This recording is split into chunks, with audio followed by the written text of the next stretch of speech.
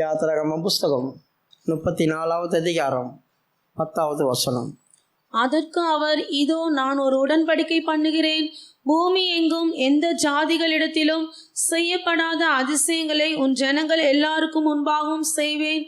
உன்னோட கூட இருக்கிற ஜனங்கள் எல்லாரும் கர்த்தருடைய செய்கையை காண்பார்கள். உன்னோட கூட இருந்து நான் செய்யும் காரியம் பயங்கரமா இருக்கும். உன்னோடு கூட இருந்து நான் செய்யும் காரியம் பயங்கரமா இருக்கும். அப்போ நான் உன்னோடு கூட இருந்து செய்கிறதான காரியத்தை உன் ஜனங்கள் பார்ப்பார்கள் அப்படி சொன்னாங்க.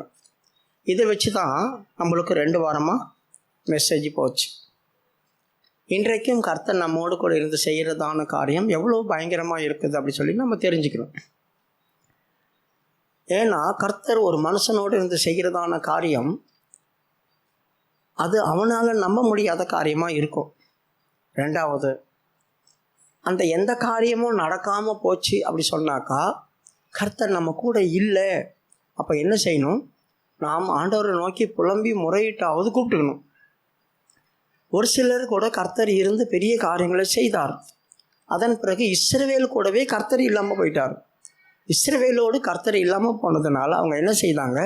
கர்த்தரை நோக்கி கூப்பிட்டாங்க. அவர்கிட்ட சொல்கிறாங்க, ஆண்டவரே, எங்களுக்கு தோல்வியும் பயங்கரமான கஷ்டங்களும் உபத்திரவங்களும் பாடுகளும் வந்துட்டுருக்கு. அதனால் கர்த்தருடைய பொய்யுமே எலும்பு பூர்வ நாட்களில் எழும்பினது போல எங்கள் கூட வா அப்படி சொல்லி முறையிட ஆரம்பித்தாங்க.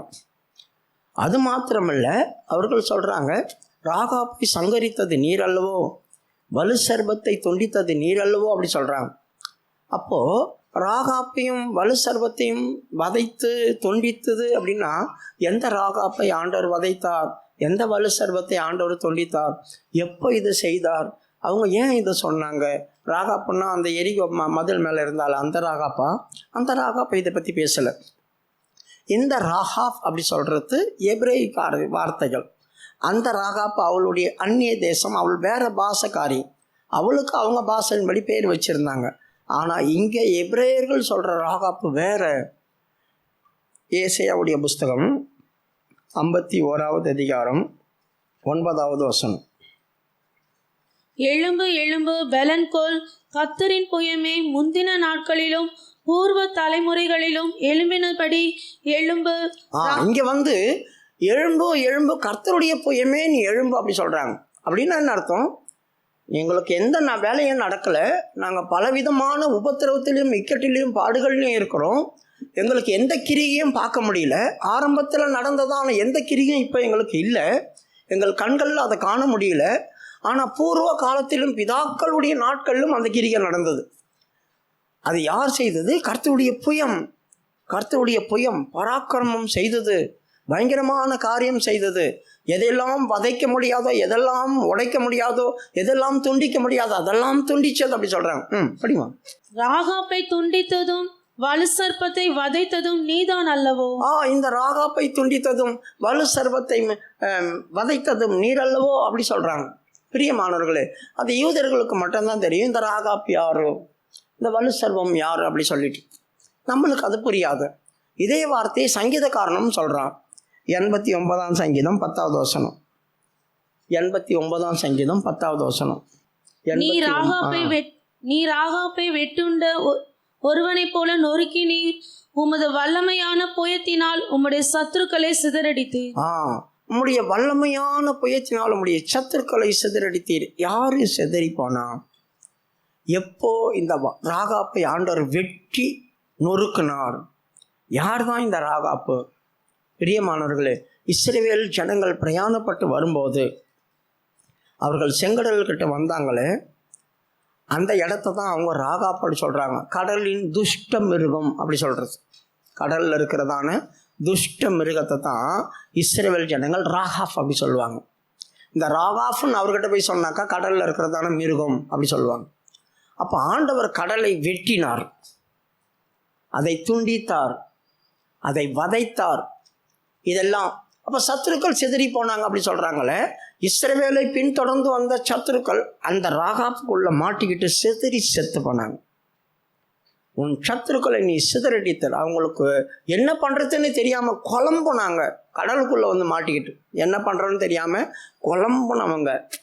அப்போ இங்கே சொல்லப்பட்டதான காரியங்கள் முன்காலத்திலும் பிதாக்கள் காலத்திலும் எழும்பினது போல எழும்பும். ராகாப்பை துண்டித்தது நீ அல்லவோ. சரி, இந்த ராகாப்பு சமுத்திரத்துக்கு அடையாளமாக இருக்கும். சமுத்திரத்தை கர்த்தர் உடைச்சி பிரித்து இஸ்ரவேல் ஜனங்களை வழி நடத்துனது. இப்போ அந்த வல்லமை எங்கே, அந்த பராக்கிரமம் எங்கே? இவ்வளோ அற்புதங்களை செய்தீரே, இவ்வளோ மகத்துவமான கிரிகளை செய்தீரே, இப்போ எங்கே? இந்த ராகா பற்றி பேசுகிறாங்க. அடுத்தது வலு சர்பத்தை வதைத்தது நீர் அல்லவோ சொல்கிறாங்க. வலு சர்பத்தை எப்போது ஆண்டவர் வதைத்தார்? என்ன அந்த வலு சர்பம்? யூதர்களை போல அந்த வலு சர்பம் அப்படி சொல்லி கேட்டால் அவங்க வந்து கோணலான பாம்பு அப்படி சொல்லுவாங்க. கோணலான பாம்பு. அந்த கோணலான பாம்பு என்ன? ஏசாயாவுடைய புஸ்தகம் 57:1 நினைக்கிறேன். நீளமான பாம்பையும் கோணலான பாம்பையும் கர்த்தருடைய மகா பட்டயம் வெட்டினது அப்படி சொல்லி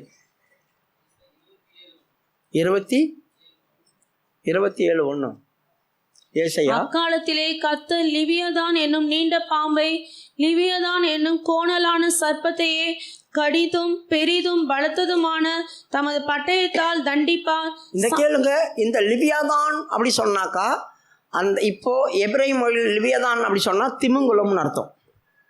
எபிரேய மொழியில் திமிங்குலத்தை லிவியாதான் தான் சொல்லுவாங்க. அப்போ லிவியாதான் திமிங்குலம் மட்டும்தான் கடல்லையே இருக்கிறதான பெரிய மிருகம்.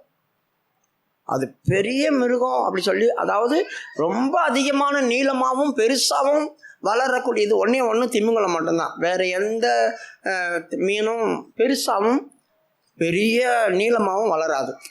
அதனால தான் அதுக்கு லிவியாதான் அப்படி சொல்கிறாங்க. அப்போ ஆண்டவர்கிட்ட இவங்க சொல்லும்போது என்ன பண்ணுறாங்க? லிவியாதான் என்னும் நீண்ட பாம்பையும் லிவியாதான் என்னும் கோணலான பாம்பையும் சர்பத்தையும் அப்படி சொல்கிறாங்க. அப்போது ஒன்று கடல், இன்னொன்று என்ன? யோர்தான் நதி. யோர்தான் நதி நேராக ஓடி வந்தாக்கா 150 கிலோமீட்டர் தான். ஆனால் 210 கிலோமீட்டர் அது வளைஞ்சி வளைஞ்சி வளைஞ்சி வளைஞ்சி வருதான். 210, 150 கிலோமீட்டர் நேராக வந்தால், ஆனால் 210 கிலோமீட்டர் வளைஞ்சி வளைஞ்சி வளைஞ்சி வரதுனால அது கோணலான சர்பம் அப்படி சொல்லுவாங்க. கோணலான சர்பம். ஆண்டவர் இது ரெண்டையும் தான் உடைச்சி விட்டார். அதம் பண்ணினார் அப்படி சொல்லியிருக்குது. ஒரு சைடை குவிச்சு நிற்க வச்சார், ஒரு சைடு இல்லாமல் ஆக்கிட்டார்.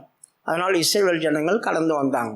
அப்போ இது ரெண்டையும் தான் கோலனானதையும் நீளமானதையும் ஆண்டவருடைய மகா பயங்கரமான பட்டையும் வெட்டினது அப்படி சொல்கிறார். அப்போ சமுத்திரத்தையும் யோர்தானையும் கர்த்தர் இப்படிப்பட்டதான காரியத்தை செய்தார். இந்த யோர்தான் எங்கேருந்து வருது? இந்த யோர்தான் தொடங்குறது எர்மோன் மலை. அந்த எர்மோன் மலையிலேருந்து வடிஞ்சு வந்து ஏலா அப்படின்றதான ஒரு லேக்கில் வந்து விழும், ஒரு ஏரியாவில். அந்த ஏலான்ற இடத்துல ஒரு பெரிய லேக் இருக்கும், அதில் வந்து சேரும். அதிலிருந்து உருண்டு கீழே வந்து ஒரு 25 அடி ஆழத்தில் விழும். அது விழுந்து வேகமாக பாயும். அது வேகமாக பாஞ்சு எங்கே வந்து சேருது அப்படி சொன்னால் கலிலேயா கடலில் வந்து சேரும். அப்போது எர்மோன் மலையிலேருந்து வரும். எர்மோன் மலை அப்படி சொன்னால் பனி படர்ந்த மலை. இப்போ நம்மளுக்கு இந்தியாவில் அந்த இந்த மலை இருக்குது பார்த்தீங்களா, நம்மளை அது பேர் இமயமலை. இமாலயாவில் ஃபுல்லாக ஐஸாக இருக்குது. அதுலேருந்து வடிஞ்சு வர்றது தான் அந்த எங்கே யமுனை அந்த தண்ணியெல்லாம் வருது பாருங்கள் அவங்களுக்கு. இந்த மலையிலேருந்து வடிகிற தண்ணி தான் அதெல்லாம். அதை போல் இங்கே எர்மோன் மலையில் இருக்கிறதான அந்த ஐஸ் கட்டி உருகி அதுலேருந்து வடிஞ்சு வர்ற தண்ணி தான் இந்த ஏலாவில் வந்து ஊற்றி அங்கேருந்து கீழே விழுந்து பாஞ்சு வந்து கலிலேயா கடலில் வந்து விழும். கலிலேயா கடலில் இருக்கிறதான தண்ணி உப்பு தண்ணி கிடையாது, அது நல்ல தண்ணி தான். நம்ம கடல் அப்படி சொன்னால் உப்பு கடல்னு நினச்சிக்கிறோம். உப்பு கடல் கிடையாது. இந்த மலையிலேருந்து வடிகிறதான தண்ணி அங்கே வரும். 150 சதுர அடி வச்சுங்க. ஒரு நாள் 1.5 நாள்லேயும் சுற்றி வந்துடலாமா? ஒரு நாள் அரை நாளும் சொல்கிறாங்க சுற்றி வந்துடலாம். ஆனால் அவ்வளோ சின்னது. அந்த கலிலேயாவில் ஏன் அலை வருது, அந்த கடல்னு ஏன் சொல்கிறாங்க அப்படி சொன்னால், காற்று அடிக்கும் போது மலைக்கு கீழே இருக்குது. அது அந்த மலையின் மேல் காற்று பட்டு மறுபடியும் ரிட்டர்ன் ஆகி தண்ணி மேலே பட்டுச்சு அப்படி சொன்னாக்கா தண்ணியிலேருந்து அலை கிளம்பும் மேலே. அதனால் பிரச்சனை வரும். அதனால தான் அவங்க ஓட்டுறவங்களுக்கு பெரிய பிரச்சனையாகி கத்துவாங்க, ஜீவனே போகுது கலந்துரும் அப்படின்னு வேகமாக காற்றடிச்சா. அதனால் ஆண்டவர் 2 முறை அது மேலே நடந்திருக்கிறார், அதை அதட்டி இருக்கிறார், பல காரியம் செய்திருக்கிறார். இப்போது இந்த கலிலேயா கடல்லேருந்து இந்த தண்ணி சேஃப்டி ஆகி அந்த இடத்துலேருந்து வரம் பாருங்க, அங்கேருந்து வரது தான் வளைஞ்சி வளைஞ்சி வளைஞ்சி வளைஞ்சி வளைஞ்சி வந்து டெட் சீயில் வந்து சேரும். உப்பு கடலில் வந்து இந்த யோர்தான் தண்ணி கலக்கும். அவ்வளோ தூரத்துக்கு வளைஞ்சி வரும். எங்கே இருக்குது? சோதோம் கோமரா கிட்ட இருக்குது டெட் சி. எருசலேமிலேருந்து காழு அது யார்டான் இறங்கி பாயுறதான தண்ணி அது. ஆகவே இது வந்து எப்போ கரை புரண்டு ஓடும்னா இஸ்ரவேலுக்கு அறுப்பு காலத்தில் கரை புரண்டு ஓடும். இஸ்ரவேலுக்கு அறுப்பு காலத்தில் கரை புரண்டு எப்படி ஓடுது அப்படி சொன்னாக்கா, அந்த டைம் அந்த மாதத்தில் மேலே வித்தியாசமான மழையும் பனியும் அதிகமாக இருக்கும். அந்த டைமில் கொஞ்சம் வெயில் அடிச்சிச்சு அப்படி சொன்னாக்கா, ஐஸ் கட்டி அதிகமாக கரைஞ்சிச்சுன்னா தண்ணி ஓவராக வந்துடும். அந்த மாதிரி டைம் அப்போது அவங்களுக்கு கரைஞ்சி ஓடும்போது அதிகமான தண்ணி வரும், கரை புரண்டு ஓடும். அந்த நேரத்தில் யாரும் கடக்க மாட்டாங்க. அவங்க சாத்தியம் இல்லாத நேரத்தில் கர்த்தர் அதை உடச்சி சாத்தியம் பண்ணி விட்டார். மற்ற ஜனங்கள் சுற்றி இருந்தாங்க. இயேசுவாவுடைய புஸ்தகம் 5வது அதிகாரம் 1-2 வாசிங்க. சுற்றி இருக்கிற ஜனங்களுடைய இருதயம் கரைஞ்சி போச்சான். அவங்க சுற்றி கானானியர்கள் இருந்தாங்க. இவங்க இந்த யோர்தானை கடந்துட்டாங்க அப்படின்னு சொன்னபோது அவங்க அதை பார்த்து அவங்க இருதயமெல்லாம் கரைஞ்சி போச்சு. இஸ்ரவேல் புத்திரர் கடந்து தீரும் அளவும் கர்த்தர் யோர்தானின் தண்ணீரை அவர்களுக்கு முன்பாக வற்றி போக பண்ணினதை, யோர்தானுக்கு மேல்கரையில் குடியிருந்த எமோரியரின் சகல ராஜாக்களும் சமுத்திரத்தின் அருகே குடியிருந்த கானானியரின் சகல ராஜாக்களும் கேட்டது முதற்கொண்டு அவர்கள் இருதயம் கரைந்து இஸ்ரவேல் புத்திரருக்கு முன்பாக சோர்ந்து போனார்கள். அவர்கள் அத்தனை பேரும் ராட்சித பிறவிகள். அந்த பகுதியில் இருந்து அத்தனை பேரும் ராட்சித பிறவிகள்.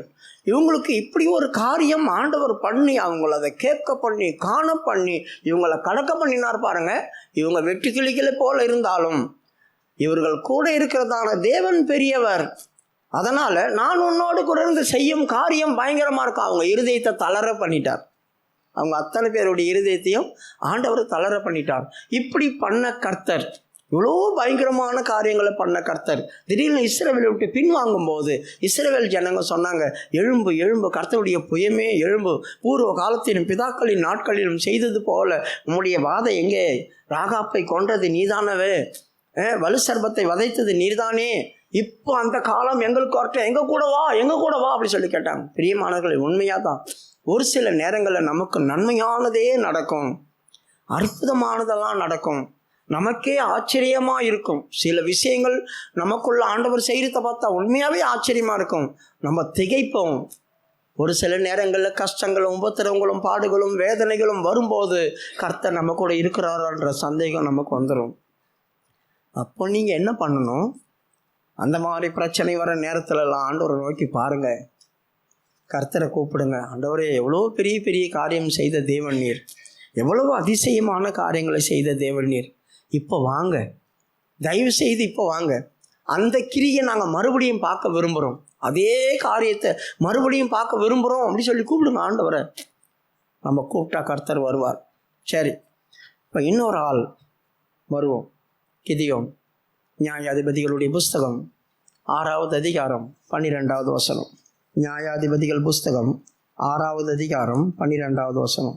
கர்த்தருடைய தூதனானவர் அவனுக்கு தரிசனமாகி, பராக்கிரமசாலியே, கர்த்தர் உன்னோடே இருக்கிறார் என்றார். கர்த்தருடைய தூதனானவர் அவனுக்கு தரிசனமாகி, பராக்கிரமசாலியே, கர்த்தர் உன்னோடு இருக்கிறார் என்று ஒரு ஆள் தரிசனமாகி சொல்லுவாங்க. ஒரு ஆள் தரிசனமாகி உங்களோட கடவுள் இருக்கிறாரியா அப்படி சொல்கிறாங்க. அப்போது என் கூட கடவுள் இருக்கிறார் என்று இன்னொரு ஆள் சொல்கிற அளவுக்கு என் நிலவரம் என்னாச்சு? அவ்வளோ மோசமாவா போச்சு. கடவுள் இருக்கிறாரா இல்லையான்னு புரிஞ்சிக்க முடியாத அளவுக்கு என் வாழ்க்கை போயிடுச்சு. கடவுள் இருக்கிறான்னு ஒரு தூதனே வந்து சொல்லக்கூடிய அளவுக்கு நான் ஆயிட்டேனே. அப்போ இவங்க வாழ்க்கையில் என்ன சம்பவிச்சது? இவர்கள் வாழ்க்கையில் பொருளாதார நஷ்டம் வந்துச்சு. இவர்கள் கஷ்டப்பட்டு பிரயாசப்படுறதெல்லாம் யாரோ எடுத்துகிட்டு போயிட்டே இருக்கிறாங்க. இவர்களை சிலர் பயம் ஒருத்தராங்க. இவர்கள் கஷ்டப்பட்ட பிரயாசத்தெல்லாம் அவர்கள் கொள்ளடிச்சிட்டு போகிறாங்க. பல காரியங்கள் இருக்குது. நஷ்டத்தின் மேல் நஷ்டம், நஷ்டத்தின் மேல் நஷ்டம், நஷ்டத்தின் மேல் நஷ்டம் வந்துட்டே இருக்குது. இப்படி வர்றதுனால இவங்களுக்கு என்ன பண்ணுறதுன்னே தெரியல. கர்த்தர் இருக்கிறாரா இல்லையான்னு நம்மளுக்கே சந்தேகம் வந்துடும். கர்த்தர் நம்ம கூட இருக்கிறாரா இல்லையா நமக்கே சந்தேகம் வந்துடும். நியாயாதிபதிகள் 6வது அதிகாரம் 3வது வசனம். இஸ்ரவேல் விதை விதைத்திருக்கும் போது மீதியானியரும் அமலேக்கியரும் கிழக்கத்தி புத்திரரும் அவர்களுக்கு விரோதமாய் எழும்பி வந்து அவர்களுக்கு எதிரே பாளையம் இறங்கி காசாவின் எல்லை மட்டும் நிலத்தின் விளைச்சலை கெடுத்து இஸ்ரவேலை ஆகாரத்தை ஆகிலும் ஆடு மாடுகள் கழுதைகள் ஆகிலும் வைக்காதே போவார்கள். இந்த இடத்துல இவர்கள் பிரயாசப்பட்டு கஷ்டப்பட்டு பலன் வர நேரத்தில் இவர்களுக்கு வர்றதான காரியமெல்லாம் அந்நியர்கிட்ட போயிட்டே இருக்குது. யோசித்து பாருங்கள், நம்ம எவ்வளோ கஷ்டப்படுறோம், ஓடி ஓடி சம்பாதிக்கிறோம், இரவும் பகலுமாக வேதனைப்படுறோம், கண் விழிக்கிறோம், சாப்பிடாம கூட வேலை செய்கிறோம். ஆனால் பலன் கிடைக்கிற நேரத்தில் அது இல்லாமல் போச்சுன்னா எப்படி இருக்கும்? ஆசீர்வாதம் கையில் வந்தோம் பிடுங்கப்பட்டுச்சுன்னா எப்படி இருக்கும்? என்னுடையது தான், என்கிட்ட தான் இருக்குது, ஆனால் எனக்கு தெரிஞ்சே ஒரு ஆள்கிட்ட போகுது, எனக்கு கண்ணுக்கு தெரிஞ்சே திருப்பி வாங்க முடியாத சூழ்நிலை, திருப்பி வாங்க முடியாது. டாக்டர்கிட்ட கொடுத்து நீங்கள் வாங்க முடியுமா? கடங்காரர்கிட்ட வட்டி கொடுத்து நீங்கள் வாங்க முடியுமா? வாங்கின பணம் கொஞ்சம் தான், ஆனால் வட்டி அதிகமாக கொடுக்குறோம். கொடுக்குற பணத்தை திருப்பி வாங்க முடியுமா?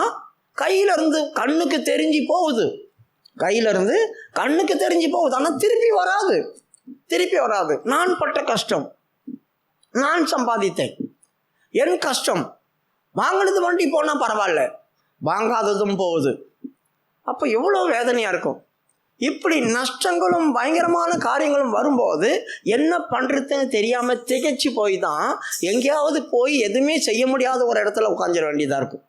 2வது வசனம் வாசிங்க. மீதியானியரின் கை இஸ்ரவேலின் மேல் பலத்து கொண்டபடியால் இஸ்ரவேல் புத்திரர் மீதியானியர் நிமித்தம் தங்களுக்கு மலைகளில் உள்ள கெபிகளிலையும் குகைகளையும் அரணான ஸ்தலங்களையும் அடைக்கலங்களாக்கி கொண்டார்கள். பார்த்தீங்களா? இப்படி ஒரு பிரச்சனையும் போராட்டமும் வரும்போது அவங்க என்ன பண்ணுறாங்க? எதுவுமே செய்ய முடியாமல், மறுபடியும் இவர்கள் செய்த காரியத்தை செய்ய முடியாமல் கபிகள்லையும் குகைகள்லையும் போய் சரண்டர் ஆகுறாங்க, போய் ஒன்றுமே இல்லாமல் உட்காடுறாங்க. அப்படி போய் உட்காந்தா என்ன ஆகும்? நாம் செய்திருந்த வேலையில் செய்ய முடியாமல் தடையாக போய் ஏதோ ஒரு காரியம் நடந்து இப்படியே போக போக என்ன ஆகும் தெரியுமா? நம்மளை விட்டுட்டு நம்மக்கிட்ட ஏற்கனவே சேஃப்டி ஆகி வச்சுருக்கிறோமே, அது கூட நஷ்டமாயிட்டு இருக்கும். ஏன்னா இப்போ தான் எந்த வேலையும் செய்யலையே, சும்மாவில் போய் உட்காந்துட்டு இருக்கிறோம். இப்போ சேஃப்டியானதான காரியமெல்லாம் கொஞ்சம் கொஞ்சமாக எடுக்க வேண்டியது இருக்கும், அதெல்லாம் கொஞ்சம் கொஞ்சமாக போகும். இப்போ 5:6 வாசிங்க. 6, 5, 6. அவர்கள் தங்கள் மிருக ஜீவன்களோடும் தங்கள் கூடாரங்களோடும் வெட்டுக்கிளிகளைப் போல் திரளாய் வருவார்கள். அவர்களும் அவர்கள் ஒட்டகங்களும் எண்ணி முடியதாயிருக்கும். இந்த பிரகாரமாக தேசத்தை கெடுத்துவிட அதிலே வருவார்கள். இவ்வளவு பயங்கரமான வல்லமைகள், 1 இல்லாமல் 2 இல்லாமல் 3 வல்லமைகள் மாற்றி வந்து போராடுது. இப்படி போராடும் போது நம்முடைய ஆவிக்குரிய ஜீவியம் கெடுக்கப்பட்டு போகும். அவர்கள் தேசத்தை அவர்கள் கெடுத்துட்டாங்க, ஆவிக்குரிய ஜீவியம் கெடுக்கப்பட்டு போகும். பிரச்சனை, போராட்டம், உபத்திரவம், பாடுகள், வியாதிகள் இதெல்லாம் உங்களுக்கு வந்துச்சுன்னு வச்சுங்க. இதெல்லாம் வர வர உங்களுக்கு என்ன தெரியுமா சம்பவிக்கும்? தேவ சமூகம் நஷ்டப்படும். உடம்பு முடியாமல் இருக்கும்போது ஆண்டவர் சமூகத்தில் இருக்க முடியுமா? யோசித்து பாருங்கள். எங்கேயாவது ஆண்டவர் சமூகத்தை விட்டு கொஞ்சம் ஒதுங்கி படுக்கணும், எதையாவது செய்யணும் அப்படி தோணும். நம்மளோடு போராடுற இந்த வல்லமைகள் அவர்கள் தேசத்தை கெடுத்தது. அப்போ நம்மளை கொஞ்சம் கொஞ்சமாக ஆண்டவர் சமூகத்தை விட்டு பிரித்து கொண்டு போகும். எத்தனையோ பேர் குடும்பத்தில் இருக்கிற பிரச்சனைகளும் கஷ்டங்களும் உபத்திரவங்களும் பாடுகளும் வர வர அதை சமாளிக்கிறதுக்கு வேறு இடங்களில் ஓடுறாங்க. தேவ சமூகத்தை மறக்கிறாங்க, தேவ சமூகத்தை விட்டுடுறாங்க. அதை எப்படியாவது தற்காலிகமாக நிறுத்தி வச்சிருவோம், ஏதாவது ஒரு பண்ணி ஸ்டாப் பண்ணுவோம், அதுக்கு எதெல்லாம் பண்ணுவோம். இதெல்லாம் முடிஞ்ச அப்புறமா தேவ சமூகத்துக்கு போவோம், இதெல்லாம் முடிஞ்ச அப்புறம் தேவ சமூகத்துக்கு போவோம். இப்படி தான் நம்முடைய மனப்பான்மையெல்லாம் இருக்குது. அப்போ அதை சமாளிக்கிறதுக்கே அங்கேயும் இங்கேயும் அலையிறதுனால தேவ சமூகம் நமக்கு இல்லை. அப்போ தேவ சமூகம் நமக்கு இல்லாமல் போக போக போக போக நம்முடைய இருதயம் இருள் அடைய ஆரம்பிக்கும், மனது அந்தகாரப்பட ஆரம்பிக்கும். இது ரெண்டும் இருள் அடைஞ்ச போது சரீரம் தீட்டுப்படும். அப்போது இந்த 3 இடத்தையும் காலி பண்ணிடுவோம். இந்த 3 பேரும் வந்து, 1 மீதியானியர், அமலேக்கியர், கிழக்கத்து புத்திரர்.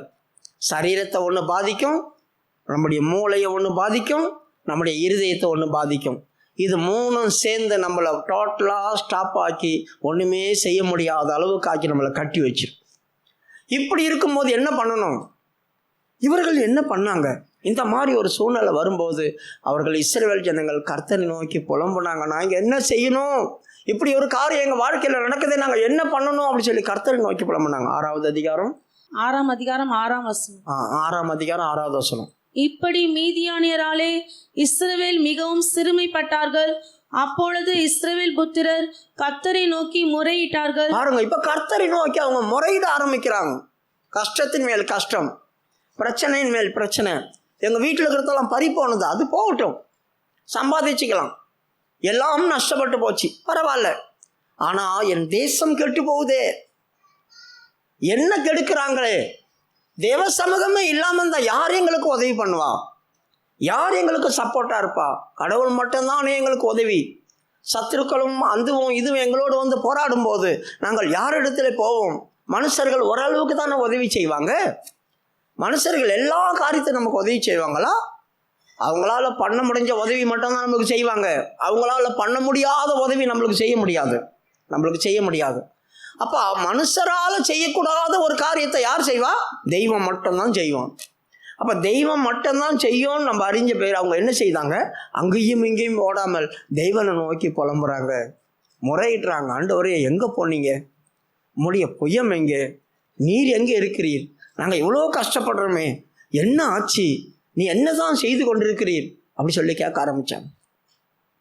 இந்த மாதிரி ஒரு சூழ்நிலையில் பதற்றத்தில் இருக்கும்போது தான் திடீர்னு ஒரு தேவதூதர் வந்து கிதியோனை பார்த்து சொல்கிறாரு, பராக்கிரமசாலியே, கர்த்தர் உன்னோட கூட இருக்கிறாருப்பா. கர்த்தர் உன்னோட கூட இருக்கிறார் அப்படி சொன்னோன்னே அவனுடைய சிந்தை எங்கே போகுது பாருங்க. 13வது வசனத்தில் அவன் சொல்கிறான், என் ஆண்டவனே, கர்த்தர் எங்களோடு கூட இருந்தா ஏன் எங்களுக்கு இந்த மாதிரி கஷ்டங்கள், இந்த மாதிரி பொருளாதார நஷ்டங்கள்? எங்கள் வாழ்க்கையில் இருக்கிறதெல்லாம் யாரோ ஒரு கண்ணுக்கு தெரிஞ்ச சத்துரு அள்ளிட்டு போகிறான். எங்களுக்கு தெரிஞ்சதான மனுஷர்களுக்கு நாங்கள் அள்ளி கொடுக்க வேண்டியதாக இருக்குது. எங்கள் வாழ்க்கையில் நாங்கள் கஷ்டப்பட்டதெல்லாம் யாரோ எடுத்துகிட்டு போகிறாங்களே, ஏன் எங்களுக்கு இப்படி சம்பவிக்குது? கர்த்தர் என் கூட தான் உண்மையாக இருக்கிறாரா? சந்தேகம் எல்லாருக்கும், அவனுக்கு மாத்திரம் இல்லைங்க, நம்மளுக்கும் வரும். படிமா 13. அப்பொழுது கிதியோன் அவரை நோக்கி, என் ஆண்டவனே, கர்த்தர் எங்களோடு இருந்தால் இவையெல்லாம் எங்களுக்கு நேரிடுவானேன்? கர்த்தர் எங்களை எகிப்திலிருந்து கொண்டு வரவில்லையா? போதும். இந்த இடத்துல அவன் சொல்றான், கர்த்தர் எங்களோடு கூட இருந்தா இவையெல்லாம் ஏன் எங்களுக்கு வருதுங்க? ஏங்க நாங்கள் இப்படி கஷ்டப்படணும்? எதுக்காக நாங்கள் இப்படி கஷ்டப்படணும்? இவ்வளோ நஷ்டம் எங்களுக்கு ஏன் வருது? நாங்கள் எதை செய்தாலும் அதில் ஒன்றுமே நடக்க மாட்டேங்குது. செய்து முடிகிற நேரத்தில் ஒரு பெரிய பிரச்சனை வந்து ஒன்றும் இல்லாமல் ஆகிப்போதே. நாங்கள் இவ்வளோ பிரயாசப்பட்டோமே, நாங்கள் இவ்வளோ கஷ்டப்பட்டோமே, சந்தோஷமாக வர்ற நேரத்தில் எங்களுக்கு அழிஞ்சு போச்சே, எங்கள் கையில் இருந்த பணமெல்லாம் போயிடுச்சே, எங்களுக்கு தெரிஞ்சே நாங்கள் எடுத்து போட்டோமே. பவுல் ஒரு முறை சொல்கிறான், கப்பல் பிரயாணத்தில் வரும்போது, அப்போஸ்தலர் 27வது அதிகாரத்தில் இருக்கும், கப்பல் பிரயாணத்தில் வரும்போது அந்த கப்பல் சில நேரத்தில் மாட்டும் போது அவன் சொல்கிறான், வெகு நாளாய் நாங்கள் சூரியனையும் சந்திரனையும் பார்க்க முடியல, உயிரை காப்பாற்றுறதுக்காக கப்பல் தடவாளங்களை எங்கள் கையினாலேயே நாங்கள் எள்ளி கடலில் வீசணும். எங்கள் கையில் எங்கள் பொருள், நாங்கள் சம்பாதிச்ச பொருள் அதெல்லாம் உள்ளே இருக்குது, ரொம்ப அதிகமான வெயிட் இருக்கிறதுனால கப்பல் உள்ளே போய்டுன்னு பயந்துட்டு நாங்கள் சம்பாதிச்ச பொருள், கப்பல் தடவாளம், கப்பலுக்கு முக்கியமான தேவையெல்லாம் தீக்கு என்ன செய்தோம்? எங்கள் கையினாலேயே நாங்கள் கடலில் போட்டோம் அப்படி சொல்கிறாங்க. 27 அப்போஸ்தலர் 3ஆம் நாளிலே கப்பலின் தளவாளங்களை எங்கள் கைகளினாலே எடுத்து எறிந்தோம். கப்பலுடைய தடவாடங்களை நாங்கள் என்ன செய்தோம்? எங்கள் கையினாலேயே நாங்கள் எடுத்து போட்டோம் அப்படி சொல்கிறாங்க. அப்போ பாருங்கள், இவங்களுக்கு தேவையான பொருள், அதெல்லாம் இவங்களுக்கு யூஸ் ஆகிற பொருள், முக்கியமான பொருட்கள், அதை கூட தன் ஜீவனை காப்பாற்றிக்கிறதுக்காக தூக்கி போட்டாங்க. தங்கள் ஜீவனை காப்பாற்றிக்கிறதுக்காக இவங்க தூக்கி போடுறாங்க. அந்த மாதிரி நம்ம எவ்வளோ செய்கிறோம் தெரியுமா? முக்கியமான பொருட்கள், தேவையானது, நம்ம குடும்பத்துக்கு ரொம்ப அவசியம், அதெல்லாம் சில நேரத்தில் நம்ம கையிலேயே எடுத்து கொடுக்குறோம். நாம் காப்பாற்றிக்கிறதுக்காக, நம்மளை தப்பிக்கிறதுக்காக. எவ்வளவு நஷ்டம் வரும்னு தெரிஞ்சு தான் நம்ம செய்கிறோம். பிரியமானவர்களே, இந்த மாதிரி நம்மளுக்கு நடக்கும் போது எவ்வளோ வேதனையாக இருக்கும் நீங்களும் சொல்லுங்கள். கிதியோனுக்கு எப்படி இருந்திருக்கும்? நாங்கள் கண்ணுக்கு தெரிய அறுக்க போகிறோம், விளந்து வந்திருக்கு, எங்களுக்கு எல்லா ஆசீர்வாதமும் கண்ணுக்கு முன்னால் இருந்துச்சு, எல்லாத்தையும் கெடுத்து நாசம் பண்ணி கொண்டு போயிட்டாங்க. ஆடு மாடுகள் கூட வைக்கல, ஒன்று கூட வைக்காம தூக்கிட்டு போயிட்டாங்க. நாங்கள் ஒன்றும் இல்லாமல் நிர்கதியாக நிற்கிறோம். நாங்கள் பட்ட பிரயாசம். இன்னைக்கு எத்தனை பேர் பிரயாசப்படுறோம்? காசு வருது, சந்தோஷம், கொஞ்ச நேரத்துக்குள்ள அந்த பணம் எங்கே போகுதுன்னே தெரியாது. இப்படி பொருளாதாரம் நஷ்டப்படும் போது நான் என்ன செய்யணும்? கர்த்தரை நோக்கி புலம்புங்க. தயவு செய்து ஆண்டவர் சமூகத்துக்கு வாங்க. ஆண்டவரே எங்களுக்கு உதவி செய், இப்படிப்பட்டதான காரியம் இருக்குது, எங்களுக்கு உதவி செய்யன்னு கூப்பிடுங்க. இப்போ நம்பிக்கை இல்லை எனக்கு, கர்த்தர் என் கூட இருக்கிறாருன்ற நம்பிக்கை முழுசாக போயிடுச்சு. நம்பிக்கை கிடையாது. நம்பிக்கை இல்லாத போனதுனால இப்போ ஒரு மனுஷன் வந்து சொன்னால் நம்ப மாட்டேன். நான் ஒரு மனுஷன் வந்து சொன்னால் நம்ப மாட்டேன். ஏன்பா உங்க கூட கடவுள் இருக்கார், போயா வேலையை பார்த்துட்டு, கடவுள் எங்கே என் கூட இருக்கிறார், கடவுள் இருந்தாகணும். இப்போ தேவ தூதரியை ஆண்டவர் அனுப்புகிறார். தேவ தூதரியை தரிசனம் ஆகுறான். தேவ தூதரியை அனுப்பி தரிசனமாகி சொல்கிறான், கிதியோனே பராக்கிரமசாலியே கர்த்தர் உங்க கூட இருக்கிறாருப்பா அப்படின்னாக்கா, என் ஆண்டவனே கர்த்தர் ஏன் என் கூட இல்லை? என் கூட கர்த்தர் இருந்தால் இதெல்லாம் ஏன் எங்களுக்கு நடக்கணும்? தேவ தூதரியை எதிர்த்து பேசுகிற அளவுக்கு வந்துட்டான். பார்த்தீங்களா? சந்தேகம். என் கூட கர்த்தர் இருக்கிறதுனா ஏன் எங்களுக்கு இப்படி நடக்குதுன்றதான அந்த எண்ணம், கர்த்தர் என் கூட இருக்கிறார் என்றதான எண்ணத்தையா முற்றிலுமா அழிச்சு விட்டுறேன் என்கிட்ட. என் கூட கடவுள் இருந்தால் கூட எனக்கு அது தோணவே தோணாது. கர்த்தர் என் கூட இல்லை, கர்த்தர் என் கூட இல்லை, அவர் இருந்தால் ஏங்க இப்படியெல்லாம் நடக்குது அப்படின்ற எண்ணத்தை எனக்குள்ளே கொண்டு வந்து விதைச்சிடும். யோசித்து பாருங்கள், எவ்வளவு பிரச்சனைக்குள்ளே இருந்திருப்பாங்க அந்த இஸ்ரவேல் ஜனங்கள் இவன் இருந்த நாட்கள். எந்த இருதயத்தில் எப்படி ஒரு எண்ணம் வந்துச்சு பாருங்கள். தேவதூதர் வந்து கடவுளும் கூட இருக்கிறாருன்னு சொன்ன பேர் கூட அவங்ககிட்டயே சொல்கிறாங்க, எங்கே இருக்கார் கடவுள், எங்கே இருக்கிறாரு கடவுள் அப்படி கேட்கக்கூடிய. ஆனால் சூழ்நிலையும் பிரச்சனைகளும் அந்த மாதிரி நம்மளுக்குள்ள கூட நம்மள வித்தியாசமான சூழ்நிலைக்குள்ளே போனாவே எங்கே இருக்கிறார் கடவுள், கடவுள்லாம் ஒன்றும் கிடையாது, அமைதியாக போங்க, கோபம் வரும் எனக்கு, வேறு மாதிரி பேசிடுவோம் அப்படி சொல்கிறோம் இல்லையா? எதுக்காக? சூழ்நிலைகள் பிரச்சனைகள் நம்மளை அப்படி பேச வச்சிடும். இப்போ அவர் சொல்கிறாரு, உனக்கு இருக்கும் இந்த பலத்தோடு போ, உன்னை அனுப்புகிறது நான் அல்லவா? மீதியானரை ஒரே மனிதனை முறியடிக்கிறது போல நீ முறியடிக்க போகிற. முழு இஸ்ரவேலும் பயந்து ஒளிஞ்சு கிடக்குது, முழு இஸ்ரவேலும் பயந்து ஒளிஞ்சு கிடக்குது. உன் கையில் அவங்கள நான் உனக்கு ஒப்பு கொடுக்குறேன். அவர்களை நீ ஒரே மனுஷனை முறியடிக்கிறது போல நீ முறியடிப்ப. உனக்கு இருக்கும் இந்த பலன். என்னங்க அது உனக்கு இருக்கும் இந்த பலன்? அது என்ன பலன்? அவங்களே அலறி பயந்து ஒளிஞ்சிட்டு இருக்கிறாங்க. இப்போ எங்கேருந்து அவனுக்கு பலன் வந்துச்சு? நாம் ரட்சிக்கப்பட்டோமே, கடவுளை முதலாய் அறிந்து கொண்டோமே, இவர் என் ரட்சகர், என் அக்கிரமத்துக்கும் பாவத்துக்கும் ரத்தம் சிந்தினார் என்று அப்போதானே நம்ம ரட்சிக்கப்பட்டோம். இருதயத்தில் விசுவாசித்து வாயினால் அறிக்கை செய்தோமே, அப்போ என் மேல் ரத்தம் விழுந்ததே. அந்த ரட்சிப்பின் அனுபவம், நான் இந்த பூமிக்கு சொந்தமானவன் அல்ல, என் தேவனுக்கு சொந்தமானவன் அப்படின்னு வந்துருச்சு. அது எனக்கு ரட்சிப்பின் பலன். அதன் பிறகு ஞானஸ்தானம் நான் எடுத்தேன். ஞானஸ்தானம் எடுக்கும்போது என் அறிவு என்ன ஆச்சு? இனி நான் பரலோக ராஜ்யத்துக்கு சொந்தக்காரன், ஜீவ புஸ்தகத்தில் என் பேர் எழுதப்படுது. இந்த பூமிக்குரியவன் அல்ல, நான் மரித்தால் ராஜ்யத்துக்கு சொந்தமானவன், அந்த ராஜ்யத்துக்குரியவன். அந்த பலன். அதுக்கப்புறம் எனக்கு பரிசுத்தாவி கொடுக்கப்பட்டுச்சு. பரிசுத்தாவியை கொண்டு நான் எல்லாவற்றையும் செய்ய முடியும், சத்துருக்களை மேற்கொள்ள முடியும், பிசாசுக்கு தைரியமாக எதிர்த்து நிற்க முடியும். பல காரியங்கள் எனக்குள்ள ஆண்டவர் தந்திருக்கிறார். இந்த அபிஷேகம் அது எனக்கு பலன். என் விசுவாசம், கர்த்தர் என்னோட கூட இருந்து சகலத்தையும் செய்வார் என்ற விசுவாசம், இதெல்லாம் எனக்குள்ளே இருந்த பலன். நான் ஆண்டவருடைய பிள்ளை, நான் ஆண்டவருடைய சந்ததி. நான் யாரோ உலகத்தான் கிடையாது, நான் தேவனுடைய பிள்ளைகள், தேவ புத்திரர்கள் நாங்கள் அப்படி சொல்கிற இடத்துக்குள்ள வர. விசுவாசிக்கிறவர்களை அவர் தேவ புத்திரர் என்று சொல்லியிருக்க அப்படின்னு இயேசு கிறிஸ்துவே சொல்கிறார். விசுவாசிக்கிறவர்கள் தேவ புத்திரர் என்று சொல்லியிருக்க. அப்போ நாம் யார்? தேவ புத்திரர். அப்போ இந்த இடத்துல இதாங்க அந்த பலன். உனக்கு இருக்க இந்த பலத்தோட ஒன்று தேவபுத்திரன்னு உனக்கு தெரியுது இல்லையா? நீ கடவுளுடைய பிள்ளைன்னு உனக்கு இருக்கு இல்லையா? பிரச்சனை 1000 வரட்டும், நீ அந்நியரா? பயங்கரமான பாடுகள் வரட்டும், நஷ்டம் வரட்டும், நீ அந்நியரா? நீ தேவனுடைய பிள்ளை, நீ கர்த்தருடைய பிள்ளை. அந்த பலன் உங்கள்கிட்ட இருக்கா? இந்த பலத்தோட போட கர்த்தர் உங்க கூட வரார். உன்னை அனுப்புகிறது நான் தானே அப்படி சொல்றார் ஆண்டவர். இப்போ ஆண்டவர் சமூகத்தில் இந்த அனுபவம் உனக்குள்ள வந்து நிச்சயம் ஆயிடுச்சு அப்படி சொன்னாக்கா, நீ செய்கிற காரியம் உண்மையாகவே மற்றவங்களுக்கு ஆச்சரியமாக தான் இருக்கும். நீ செய்கிற காரியம் மற்றவங்களுக்கு ஆச்சரியமாக தான் இருக்கும். இப்போ கர்த்தர் தன்னோடு இருக்கிறார் என்று அவன் நிச்சயத்து கொண்டான். இந்த மீதியானீர் உன் கையில் தான் நான் ஒப்பு கொடுக்க போகிறேன், ஒரே மனிதனை முறியடிக்கிறது போல நீ அவங்கள முறியடிப்ப அப்படின்னு சொல்லி. இப்போ 7வது அதிகாரம் 20வது வசனம் வாசிக்கும்போது அந்த 20வது வசனத்தில் சொல்லியிருக்குது, இந்த 300 பேரை இவன் பிரித்து எடுக்கிறான். யுத்தத்துக்கு போகிறதுக்கு 300 பேரை பிரித்து எடுக்கிறான். இந்த 300 பேரை பிரித்து எடுத்து அவங்க கையில் என்ன கொடுத்தான்? ஒரு தீவெட்டி, ஒரு பானை, கையில் ஒரு எக்காலம், இந்த 3 காரியத்தையும் அவன் கொடுத்தான். பிரியமானவர்களே, உன்னுடைய வாழ்க்கையில் வாழ்வாதாரத்தை நஷ்டப்படுத்துறதான வல்லமை, உன்னை ஒன்றுமில்லாமல் ஆக்குற வல்லமை, உன் கையிலேருந்து பறித்து கொண்டு போகிற வல்லமை, இதெல்லாம் உங்கள்கிட்ட வரும்போது நீ அதை ஜெயிக்கிறதுக்கு ஒரே ஒரு காரியம் உன் கையில் இருக்க வேண்டியது என்ன? முதலாவது, கர்த்தரை நோக்கி முறையிடு. 2வது, அவர் உனக்கு தந்ததான அந்த அறிவும் ஒளி, அதான் அந்த தீவெட்டி, அதை நீ கையில் எடுத்து தான் ஆகணும். 2 கொரிந்தியருடைய புஸ்தகம் 4வது அதிகாரம் 6வது வசனத்தை வாசிங்க. 2 கொரிந்தியர் 4வது அதிகாரம் 6வது வசனம். இருளில் இருந்து வெளிச்சத்தை பிரகாசிக்க சொன்ன தேவன் இயேசு கிறிஸ்துவின் முகத்தில் உள்ள தமது மகிமையின் அறிவாகிய ஒளியை தோன்ற பண்ணும் பொருட்டாக எங்கள் இருதயங்களிலே பிரகாசித்தார். எங்கள் இருதயங்களிலே பிரகாசித்தார். முதலாவது உன் இருதயம் பிரகாசிக்கணும், அதுக்கு இந்த தீவெட்டி வேணும். அந்த தீவெட்டிலேருந்து வர வெளிச்சம் என்ன? கிறிஸ்துவின் முகத்திலிருந்து பிரகாசிக்கிற வெளிச்சம். அந்த அறிவாகிய ஒளி என் மனதில் வரணும். இப்போ இருதயமும் வெளிச்சமாயிடுச்சு, மனதும் வெளிச்சமாயிடுச்சு. அப்போ என் மனதில் அவர் தோன்ற பண்ணினார், கடவுளும் கூட தான் இருக்கிறார், கடவுளும் கூட தான் இருக்கிறார், கடவுளும் கூட தான் இருக்கிறார், என் கூட இருக்கிறார் என்ற அந்த வெளிச்சம் வரும்போது எனக்கு பயம் வெளியே போகும்.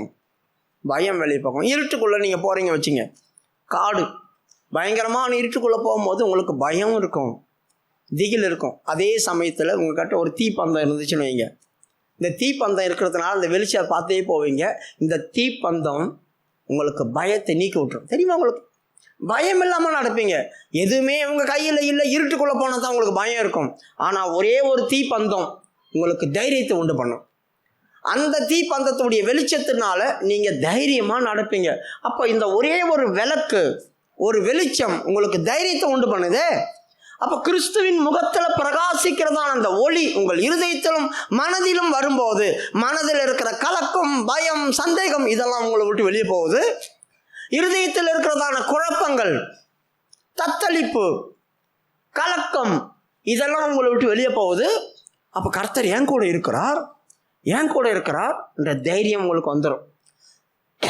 அடுத்தது இந்த பானை. இந்த பானை என்ன? அதான் நம்முடைய சரீரம். அதே கொரிந்தியருடைய புஸ்தகம் 2 கொரிந்தியர் 4வது அதிகாரம் 7வது வசனத்தை வாசிங்க. இந்த மகத்துவமுள்ள வல்லமை எங்களால் உண்டாயிராமல் தேவனால் உண்டாயிருக்கிறது என்று விளங்கும்படி இந்த பொக்கிஷத்தை மண்பாண்டங்களில் பெற்றிருக்கிறோம். இந்த பொக்கிஷத்தை, இந்த மகத்துவத்தை அழிந்து போகிற இந்த சரீரத்தில் வாங்கியிருக்கிறேன் நான். நீங்களும் தான் எனக்கும் கொடுத்திருக்கிறார், உங்களுக்கும் கொடுத்திருக்கிறார். அப்போ இந்த அழிந்து போகிற இந்த சரீரத்தில் கர்த்தருடைய மகத்துவமான பொக்கிஷம் வந்திருக்குது, வல்லமை வந்திருக்குது, பயங்கரமான மகிமை வந்திருக்குது. இந்த மகிமையை கொண்டும் அந்த வெளிச்சத்தை கொண்டும் எனக்கு விரோதமாய் வருகிற சத்துருக்களை நான் அழிக்க முடியும். வேற ஒன்றுமே தேவையில்லை. என் வாழ்க்கையில் பொருளாதாரத்தை நஷ்டப்படுத்துகிற வல்லமைகள், என் குடும்பத்தில் இருக்கிறதான சகல ஆசீர்வாதத்தையும் அழிக்க நினைக்கிற வல்லமைகளை நான் ஜெயிக்கிறதுக்கு இந்த 2 அனுபவம். ஒன்று, கிறிஸ்துவின் மனதில் போராடுற அந்த முகத்தில் பிரகாசிக்கிற வெளிச்சம், அறிவாகி அந்த ஒளி. கர்த்தர் என் கூட தான் இருக்கிறார், அந்த தைரியத்தை வர வச்சுக்கோ.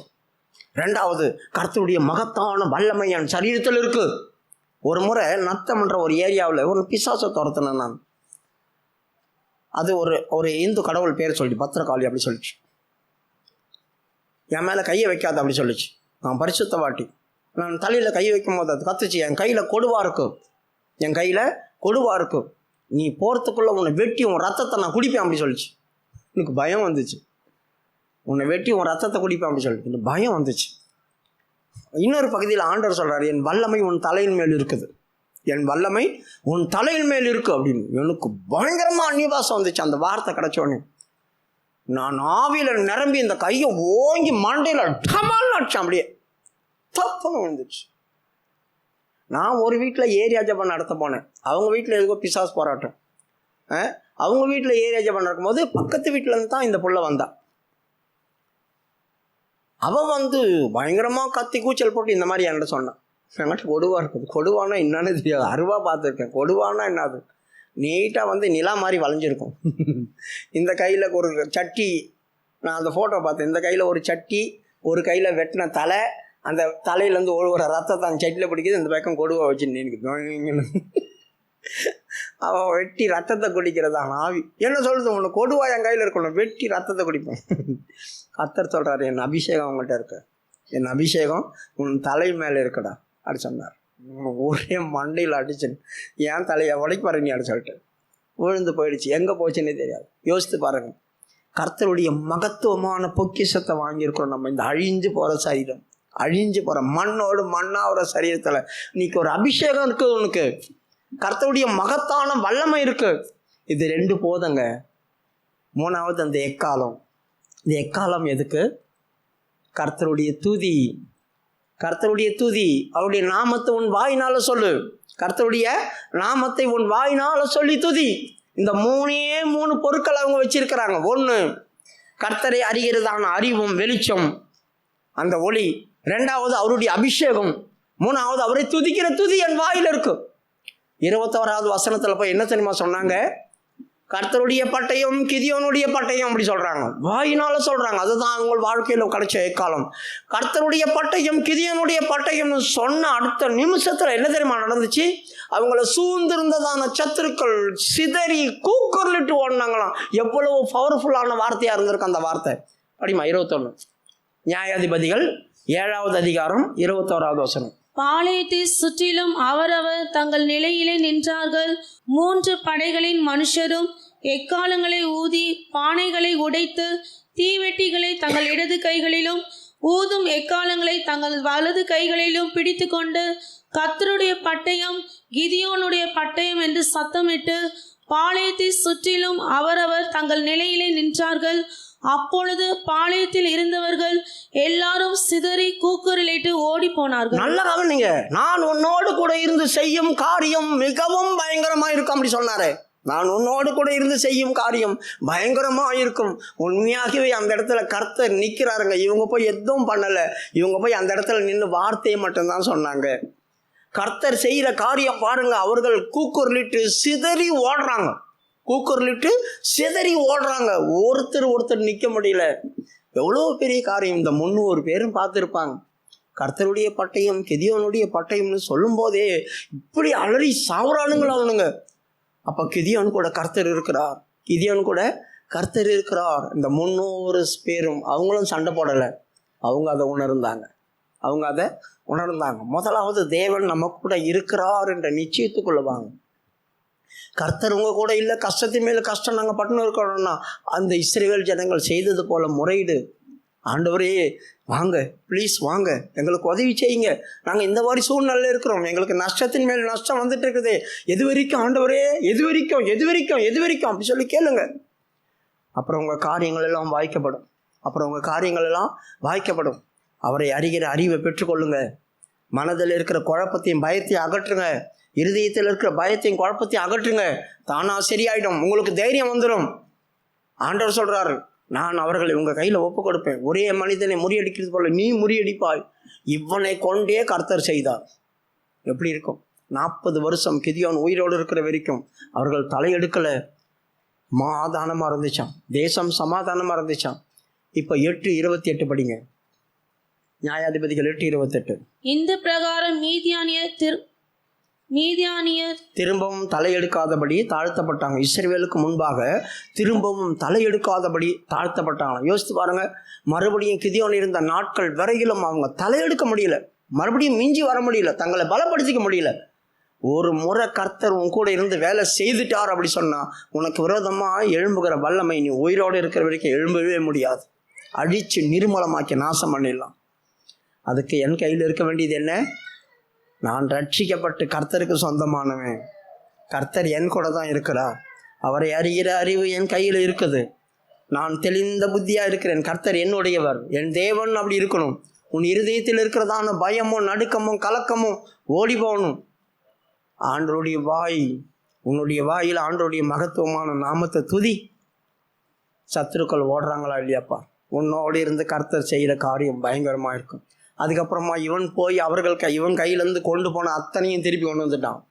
கொள்ளையடிச்சு கொண்டு வந்தான். அவர்கள் கையில் இருக்கிறதெல்லாம் பிடுங்கி கொண்டு வந்தான். அதிகமான காரியங்கள் இவர்களுக்கு வந்துச்சு. இனி இவர்கள் போய் கோவிலையும் பயந்து இருக்க வேண்டிய அவசியம் இல்லை. எல்லாம் வெளியே வர ஆரம்பிச்சிட்டாங்க. சரி, இன்னொரு ஆளை கூட நான் சொல்லி முடிக்கிறேன். 1 சாமுவேலுடைய புஸ்தகம் 18வது அதிகாரம் 12வது வசனம் வாசிங்க. 1 சாமுவேல் 18:12.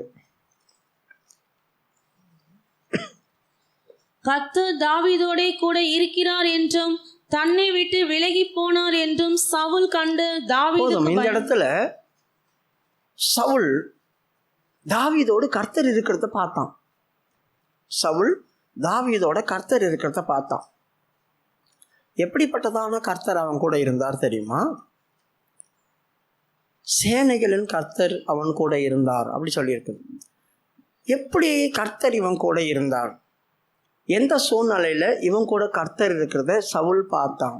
பிரியமானவர்களே, தாவீது 8வது பையன், அவங்க வீட்டில் 8 பேர். இப்போ ஆண்டவர் இவனை செலக்ட் பண்ணி எடுத்தார். இவனை செலக்ட் பண்ணி எடுக்கிறது வித்தியாசம். ஆனால் இவன் யார்? ஒரு மேய்ப்பன், சாதாரணமான ஆடு மேய்ப்பன். இவன் கோலியாத்துக்கு முன்னால் நிற்கும் போது 17 வயசு தான் இருக்குமா, சின்ன பையன். அதனால தான் நீ சிறு பையன் அப்படி சொன்னான். உனக்கு தெரியாது, நீ ஆடு மேய்க்கிற சின்ன பையன், இளைஞன் அப்படி சொன்னால் 16 17 வயசு அப்படி இல்லை, 20க்குள்ளே தான் இருக்கும். எல்லேடு அப்படி போட்டிருக்கு. எல்லேடுன்னா சின்ன பசங்க. இப்போது இவர் ஒரு சின்ன பையன் ஆடு மேய்ச்சிட்டு இருக்கிறாரு. இப்போ இவர் இஸ்ரவேலுக்குள்ளே போகிறாரு. இஸ்ரவேலுக்குள்ளே போகும்போது அங்கே ஒரு சத்தம் உண்டாகுது. நீங்கள் சவுலின் சேவகர் அல்லவா, நான் பெலிஸ்தீன் அல்லவா, நான் பெலிஸ்தீனுடைய வீரன் அல்லவா, வாங்கடா ஒத்தைக்கு ஒத்த அப்படி சொல்லி கூப்பிட்றாங்க. ஒத்தைக்கு ஒத்த வாங்கடா, சண்டை போடுவோம், யார் ஜெயிக்கிறா பார்க்கலாம், நீ ஜெயிக்கிறியா நான் ஜெயிக்கிறியா பார்க்கலாம், எதுக்கு எல்லாரும் சேர்ந்து சண்டை பண்ணணும், தனியாக பண்ணிக்கலாம், வரியா அப்படி சொல்லி கூப்பிட்டான். எல்லா ஜனங்களும் என்ன செய்தாங்களோ அந்த வார்த்தையை கேட்டு மிகவும் பயந்தாங்க. 1 சாமுவேல் 17வது அதிகாரம் 11வது வசனம். சவுலும் இஸ்ரவேல் அனைவரும் அந்த பெலிஸ்தனுடைய வார்த்தைகளை கேட்டு கலங்கி மிகவும் பயப்பட்டார்கள். நல்லா கவனிங்க, சவுல் எப்படிப்பட்டவன்? இஸ்ரவேல் ஜனங்கள் எல்லாருக்கும் மேல உயர்ந்தவன். இஸ்ரவேலில் இருக்கிற எல்லா ஆம்பளைங்களையும் கூட்டி நிற்க வச்சா கூட சவுலுக்கு தோலுக்கு கீழே தான் இருந்தாங்களாம். தோலுக்கு கீழே அப்படின்னா பாருங்க, அவன் எல்லாரும் பார்க்கலாம் ஹைட்டாக இருக்கிறான். இவரே ஒரு ராட்சித பிறவி மாதிரி தான் இருக்கிறார். ஆனால் இவன் பயப்படுறான் அந்த கோலியாத்துக்கு. இப்போ இவ்வளோ டாலாக இருக்கிற ஒரு மனுஷன், வெயிட்டுமா இருக்கிற ஒரு மனுஷனுக்கே மிகவும் கலங்கி பயப்பட்டான் அப்படின்னாக்கா மற்றவங்களாம் குட்டி குட்டியாக இருக்கிறாங்களே. இவன் நிமித்தம் முழு இஸ்ரவேலும் கலங்குச்சு. சவுலும் இஸ்ரவேல் ஜனத்தார் அனைவரும் மிகவும் பயந்து கலங்கினார்கள் அப்படி சொல்லியிருக்குது. இப்போ ஒருத்தர் வண்டி வராரு, தம் தோண்டா ஆடு மேய்க்கிறவர், கடன்னு வந்து நிற்கிறாரு. சவுல் கிட்ட சொல்றாரு, இவன் நிமித்தம் ஒருவனுடைய இருதயமும் கலங்காதிருப்பதாக அப்படி சொல்றான். யாரு? எல்லாம் யுத்த வீரர்களும் போர்ச்சவர்களும் இருக்கிறாங்க. இவர் வராரு ஒரு டவுல் கட்டிட்டு இழுப்புல, ஆடு மேய்க்கிறவர். இவன் நிமித்தம் ஒருவனுடைய இருதயமும் கலங்காதிருப்பதாக, நான் போய் சண்டை போடுறேன் இவங்ககிட்ட அப்படி சொல்றான். 32வது வசனம் 17:32. தாவீது சவுலை நோக்கி, இவன் நிமித்தம் ஒருவனுடைய இருதயமும் கலங்க வேண்டியதில்லை. எப்படி இருக்கும் யோசித்து பாருங்க. அந்த இடத்துல சவுலும் தொடர் நடுங்கிட்டு கிடக்குறான். அவனை பார்த்து என்ன இப்படி பயப்படுற, ராஜா இஸ்ரவேலை ஆளுக செய்கிறவர், நீ பயப்படுறது இல்லாமல் ஊரில் இருக்கிறவங்க அத்தனை பேரையும் பயமுறுத்துற. யோசித்து பாருங்க, நமக்கு ஒரு பிரச்சனை போராட்டம் அப்படின்னு வந்துச்சுனாக்கா கர்த்தர் இருந்தால் நமக்கு தைரியம் இருக்கும். கர்த்தர் நம்ம கூட இருந்தால் நமக்கு தைரியம் இருக்கும். கர்த்தர் மட்டும் நம்ம கூட இல்லைன்னு வச்சுங்க, நாம் பயப்படுறது இல்லாமல் உலகத்தில் அத்தனை பேரையும் பயமுறுத்திடுவோம். நம்ம கூட கடவுள் இல்லை அப்படி சொன்னாக்கா அத்தனை பேரும் நம்மளால் பயப்பட ஆரம்பிச்சிடுவாங்க. ஏன்னா நம்ம பயப்படுறது அந்த மாதிரியா இருக்கும். நடக்காததெல்லாம் நடந்தது போல் நம்ம கண்ணுக்கு தெரியும், எரியாதெல்லாம் எரியிறது போல தெரியும். நாங்கள் சென்னையில் இருக்கும்போது அந்த ரயில்வே கேட் ஓரமாக குடியிருந்தோம். குடிசை வீடுங்க, அங்கே வீடு கட்ட விட மாட்டாங்க ரயில்வேக்காரனுங்க. அந்த நிலக்கரி வண்டி வரோம் தெரியுமா, சிக்க புக்கு ரயில். அந்த ரயில் வந்து என்ன பண்ணுவான், நின்றுட்டு அந்த வீடுங்க இருக்கிற இடத்துல அந்த வீலை மட்டும் சுற்றிடுவான், சக்கன்னு சுற்றுவான். அப்போ அந்த புகையோடு கூட நெருப்புங்க வரும் வெளியோ, அது வந்து வீட்டு மேலே விழுந்துச்சு வச்சுக்க பற்றிக்கும் வீடு.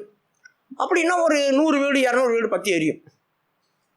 என்ன பண்ணுறது, இங்கே இருக்கிறவங்களாம் போய் அந்த வண்டியில் இருக்கிறவங்கள அடிப்பாங்க, டிரைவர் போட்டு அவன் வண்டி விட்டுட்டு ஓடுவான். அப்புறம் ரயில்வே போலீஸ்காரங்க வந்து தட்டி அடிப்பானுங்க வீட்டில் இருக்கிறவங்க. இது அப்பப்போ நடக்கும், அங்கே அப்பப்போ நடக்கும். ஆனால் இந்த மாதிரி நடக்கும்போது அங்கே வண்டி இருக்கும், புகை வரும் பார்த்தீங்களா, வீடு எரிஞ்சு பதற்றத்தில் இருப்போம். வீடு எரிஞ்சு பதற்றத்தில் இருப்போம். வீடெல்லாம் எரிஞ்சு வந்தாலும் செவுத்து மேலே தான் நிற்கணும். செவுத்து மேலே பதற்றத்தில் இருக்கும்போது அங்கே ஏதாவது ஒன்று கொளுத்தி புகை வரும், இல்லைன்னா அங்கே அந்த இன்ஜின் புகை விட்டுருக்கும். வீடு இல்லை, வீடு தான், என்னடாச்சுன்னா அங்கே பார் புகை வருதுங்க, வைத்துக்காரம் வண்டிடாது அப்படி சொல்லுவாங்க. யோசித்து பாருங்க, இப்போ தான் அதெல்லாம் நடந்துருக்குது. அப்போ நம்முடைய கண்ணுக்கு பிரம்மை அது அப்படியே நடக்கிற மாதிரியே தெரியும். அந்த மாதிரி நிறைய பிரம்மைகள் வரும். குழப்பம் இருந்தா, கர்த்தர் நம்ம கூட இல்லைன்னா எல்லாரும் செத்துட்ட மாதிரி தெரியும். அதனால தான் மிகவும் பயந்தான். ஒருத்தன் தான் வரான், ஆனால் எல்லாருக்கும் பயம் வருது பார்த்தீங்களா, குழப்பம் அது. அதோட நீ ஒரு ராஜா, நீ பயப்படுத்தலாமல் ஊரில் இருக்கிறவங்களாம் பயப்படுத்திட்டு உட்காந்துக்கிற. இவன் நிமித்தம் ஒருவனுடைய இருதயங்கள் யாரும் நீங்கள் பயப்பட வேணாம், நான் போய் சண்டை போடுறேன். அவங்க கேட்பாரு, டேய் நீ என்னடா இளைஞன், சின்ன பையன்டா, அவன் சிறு வயது முதல் யுத்த வீரன், நீ என்னத்த போய் அவங்கள்ட்ட சண்டை போட போற? என்னங்க, நான் ஆடு மேய்ச்சிருந்தேன்ல, எங்கள் அப்பாவுடைய ஆடு. அப்போ மேய்க்கும் போது ஒரு சிங்கம் வந்துடுச்சுங்க. சிங்கம் வந்து லபக்குன்னு என் ஆட்டுக்குட்டியை பிடிச்சிட்டு போயிடுச்சு. விட்டனா ஓடினால பின்னாலேயே ஓடி போய் மகனை தாடியில் நமக்குன்னு குத்துனாங்க. தாடை உடஞ்சிச்சிங்க. வாயிலேருந்து அதை கட்டி கக்குச்சு, நான் தூக்கிட்டு வந்துட்டேங்க. அப்புறம் ஒரு கரடி வந்துச்சுங்க, அதுவும் பிடிச்சிட்டு போயிடுச்சுங்க. பின்னாலேயே ஓடினங்க, குத்துனங்க, ஒரே குத்து, தாடை பிஞ்சிருச்சிங்க, விட்டுடுச்சிங்க, நான் தூக்கிட்டு வந்துட்டேங்க. எப்படி இருக்கோம் பாருங்க. ஒரு சிங்கத்தையும் கரடியும் கொண்டு போட்டு வந்திருக்க, என்ன போய் சின்ன பையன் சொல்கிறேன், வேலையை பாரியா. அந்த மாதிரி தான் இவனை இருப்பான், இவனை நான் கொல்லுவேன். அவங்களுக்கு இது ரெண்டையும் கேட்ட உடனே தைரியம் வருது. இப்போ சிங்கத்தை கொண்டான், கரடியை கொண்டான், என்னடா இது, இந்த வயசுலையா நீ கொன்ன? ஆமாம், நான் கூட கர்த்தர் இருக்கிறார், அதனால தான் அவன் சொல்கிறான், அவன் கூட கடவுள் இருக்கிறார். இப்போ இவன் போய் நிற்கிறான். இவன் கூட யார் இருந்தது? 2 நாளாகமம் புஸ்தகம் 11:9 வாசிங்க. சேனைகளின் கர்த்தர் இவன் கூட இருக்கிறாராம். 2 நாளாகமம் 11வது 1 நாளாகமம் 11வது அதிகாரம் 9வது வசனம். தாவீது நாளுக்கு நாள் விருத்தி அடைந்தான், சேனைகளுடைய கர்த்தர் அவனோட கூட இருந்தார். சேனைகளின் கர்த்தர் அவன் கூட இருக்கிறார். சாதாரணமானவர்கள், சேனைகளை வழி நடத்துறதான அந்த தளபதி, சேனாதிபதி, அந்த எட்டு, இப்படிப்பட்டதான தேவன் தான் அவன் கூட இருக்கிறார். அதனால் இவன் என்ன செய்தான், கோலியாத்துக்கு முன்னால் போய் நிற்கும் போது எப்படி தெரியுமா போய் நின்னானா, அவன் சொல்கிறான், பட்டயத்தையும் கேடகத்தெல்லாம் வச்சுட்டு வரான். இவர் இப்போது ஒரு துண்டை கட்டிக்கிட்டு ஒரு தடி எடுத்துகிட்டு போகிறாரு. ஒரு தடி எடுத்துகிட்டு போகும்போது இப்போ கோலியாத்தை பார்த்தோம், சின்னண்டா ஒரு பையன் வரான், தடி எடுத்துகிட்டு ஓடிடுறாரு. அவர் அங்கேருந்து வரான், நிற்கிறான். ஏய் சவுலுக்கு வேற யாரும் கிடைக்கலையாடா, என்னடா அசிங்கப்படுத்துறீங்க என்ன, ஒரு சின்ன பையனை அனுப்பி, நான் நாயாடா, நாயா தடி எடுத்துகிட்டு வந்திருக்கேன் அடிக்கிறதுக்கும் கேட்டான். பார் உன்னுடைய சரீரத்தை பிச்சு நான் ஆகாயத்துக்கு போடுறேன்னா. அவன் சொன்னான், நீயோ கேடகமும் பட்டயத்தெல்லாம் வச்சுட்டு வர, நான் இஸ்ரவேலின் சேனைகளின் கர்த்தருடைய நாமத்தில் வரேன்டா, என் கூட நான் வண்டி வரலடா, என் கூட பின்னால் ஒருத்தர் வரார், என் கூட ஒருத்தர் வரார் அப்படி சொல்லி அடித்தான் பாருங்க. ஒரே ஒரு கல், கத்தி ஒன்றும் கொண்டு போகல அந்த யுத்தத்துக்கு. ஆண்டவர் பாரு, நான் உன்னோடு கூட இருந்து செய்யும் காரியம் மிகவும் பயங்கரமாக இருக்கும்னு சொல்கிறாரு. சாத்தியமே கிடையாது, கத்தியில் குத்தினா தான் சாவான். இப்போ சவுல் கிட்ட போய் நான் ஒரு கல் எடுத்துன்னு போட்டாட்டே, என்ன விளையாடுறியா நீ, கல் எடுத்துன்னு பண்ண அப்படியே அடிக்க போகிற, கோலி கொண்டா விளையாட போகிறோம், கல் எடுக்கிற, அதுவும் குழாங்கல்ல எடுக்கிறாரு. என்னடா பண்ண போகிற, இந்த கல்லை வச்சு காலி பண்ண போகிறேன். இதெல்லாம் நம்புறக்கூடிய காரியமாங்க, ஒரு ஆட்சி தானே. அதுதான் சொல்கிறார் ஆண்டவர், நான் உன்னோடு கூட இருந்து செய்கிற காரியம் யாரும் நம்ப முடியாத காரியமாக தான் இருக்கும், அதான் பயங்கரமாக இருக்கும். அடித்தான் பாருங்க, நெத்தியில் கப்புன்னு கலந்து விழுந்தார். அவன் பட்டயத்தை எடுத்து அவனையும் வெட்டிட்டான், தலையை வெட்டி தீர்ப்பிட்டான். யோசித்து பாருங்கள், முழு இஸ்ரவேலும் பார்த்துச்சு, முழு இஸ்ரவேலும் தாவீதோடு கர்த்தர் இருக்கிறார், தாவீதோடு கர்த்தர் இருக்கிறார். நம்மளோடு கர்த்தர் இருக்கிறது நாம் சொல்லக்கூடாது, மற்றவங்க சொல்லணும். எல்லா ஜனங்களும் தாவீதோடு கர்த்தர் இருக்கிறார். யோசித்து பாருங்கள், மறுபடியும் தேவன் நம்மளோடு கூட இருந்தால், இப்போ வாசித்த வசனம் வாசிங்க, 1 நாளாகமம் 11வது அதிகாரம் 9வது வசனம். தாவீது நாளுக்கு நாள் விருத்தி அடைந்தான், சேனைகளுடைய கர்த்தர் அவனோட கூட இருந்தார். நம்ம கூட தேவன் இருந்தார் அப்படி சொன்னான். நாளுக்கு நாள் விருத்தி அடைவோம், வளர்ச்சி உண்டாகும், வளர்ந்துட்டு போவோம். ஆவிக்குரிய ஜீவியத்திலேயும் வளர்ச்சி இருக்கும், எழுத்தின் பிரகாரமாகவும் ஒரு வளர்ச்சி இருக்கும். நமக்கு தேவையானதை கர்த்தர் தருவார். நாளுக்கு நாள் ஒரே நாளில் வளர்ந்துட்டான்னு சொல்லலை, நாளுக்கு நாள் சேஞ்ச் ஆகிட்டே இருக்கு. நாளுக்கு நாள் சேஞ்ச் ஆகிட்டே இருக்கு. ஒரே நேரத்தில் ஆண்டவர் வானத்துக்கு பிச்சு கொடுக்க மாட்டார். நாம் செய்கிற காரியத்தை ஆசீர்வதித்து நாளுக்கு நாள் பெருக பண்ணுவார். நீ இருக்கிற இடத்துல உன்னை பேரும் புகழும் ஆக்குவார். நீ இருக்கிற இடத்துல கர்த்தர் உன்னை ஊச்சியில் கொஞ்சம் கொஞ்சமாக தூக்குவார். இதெல்லாம் ஆண்டவர் நம்ம கூட இருந்தால் இருக்கும். உண்மையாகவே அது நடக்கும். கர்த்தர் என் கூட இருக்கிறார் என்ற எண்ணம் உங்களுக்கு வரட்டும். கர்த்தர் உங்கள் கூட இருக்கிறாருன்னா நீ அற்பமாய் எண்ணப்படுவ. மற்றவங்களுக்கு முன்னால் இந்த அற்பமாய் எண்ணப்படுற உன்னை வச்சு பெரிய காரியத்தை கர்த்தர் செய்வார். தாவீதை பார்க்கும்போது எல்லாரும் அற்பமாக எண்ணாங்க. அவங்க அண்ணன் சொல்கிறான் எலிப்பாசா, ஏய் உன் துணிகரை எனக்கு தெரியும், நீ என்ன இங்கே யுத்தத்தை வேடிக்கை பார்க்க வந்தியா? எதுக்குடா வந்த? அங்கே ஆடெல்லாம் எங்கடா விட்டு வந்த அப்படி சொல்லி கேட்குறான். அவன் திட்டுறான், போ உன் துணிகரத்தை நான் அடிவேன். நான் வந்ததுக்கு முகாந்தரம் இல்லையா? அப்பா தான் உனக்கு தின்பண்டெல்லாம் கொடுத்து விட்டாரியா? சும்மாவா நான் வந்தேன், வேடிக்கை பார்க்க வந்தேன்னு என்ன சொல்கிறேன் அப்படின்னு தாவீது சொன்னான். பாருங்க, கூட பிறந்த அண்ணன் அவனை அற்பமாக எண்ணினா, ராஜா அவனை அற்பமாக எண்ணினா, யுத்தத்தில் நிற்கிறதான் அந்த எதிராளி கூட இவனை அற்பமாக எண்ணினா. என்னடா என்ன நாய் மாதிரி தடியை தூக்கிட்டு வந்திருக்க அடிக்கிறதுக்குன்னு சொல்லி யாருக்கு முன்னாலெல்லாம் அற்பமாக எண்ணப்பட்டு நம்ம நிற்கிறோமோ அவங்கள திகைக்கக்கூடிய அளவுக்கு கர்த்தர் நம்மளோட கூட இருந்து பெரிய காரியங்களை செய்துடுவோம். நான் உன்னோடு கூட இருந்து செய்கிற காரியம் பயங்கரமாக இருக்கும். என்னங்க ஆண்டவர் நான் சாதாரணமானவரா? நம்மளை விருத்தி அடைய பண்ணுவார். விருத்தி அடைய பண்ணுறது மாத்திரமில்லை, தேவன் நம்மோடு கூட இருந்தால் நம்ம ஆசீர்வதிக்கிற பாத்திரமாக நம்மளை மாற்றுவார். 2 நாளாகம புஸ்தகம் 2 சாமுவேலுடைய புஸ்தகம் 6வது அதிகாரம் 18வது வசனம் வாசிங்க.